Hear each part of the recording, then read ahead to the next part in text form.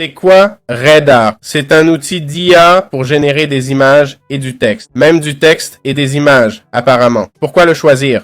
Pour la cohérence, l'esthétique, la typo et plus encore. Il offre des possibilités infinies pour explorer l'art avec RedArt. C'est de l'IA, même si ça ressemble à de vraies photos. Tout ça, c'est de l'intelligence artificielle. Franchement, ça a l'air pas mal. J'aime surtout le texte et sa mise en page. Pour commencer, on peut cliquer sur le bouton violet Start Tree et on peut obtenir 3 crédits après connexion. Alors allons-y. Et voilà, on y est. On a le tableau de bord, nos crédits et on peut créer des images facilement. Pour créer des images avec ReveArt, on clique sur créer une image. Ici, ça dit créer une image unique avec l'IA, avec notre modèle avancé de génération d'images. Donc ici, on met notre prompt.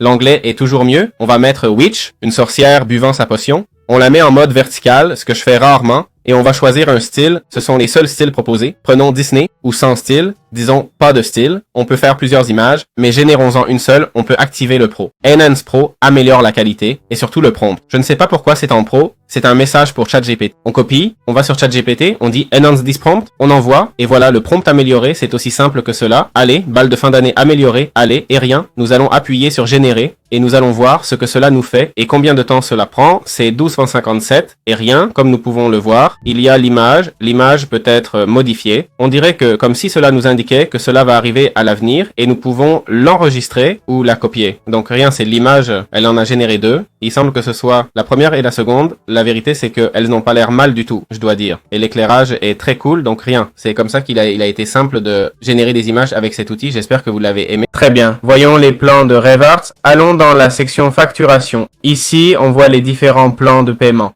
On nous indique ce qui est inclus dans le plan gratuit. Il semble qu'on puisse générer 3 images. Génération basique, support communautaire, galerie publique, temps de réponse standard. Hobby est idéal pour les créateurs individuels et les amateurs. Pour 10$ mois, on a 100 crédits, soit environ 100 images. Résolution standard, filigrane, divers formats d'images.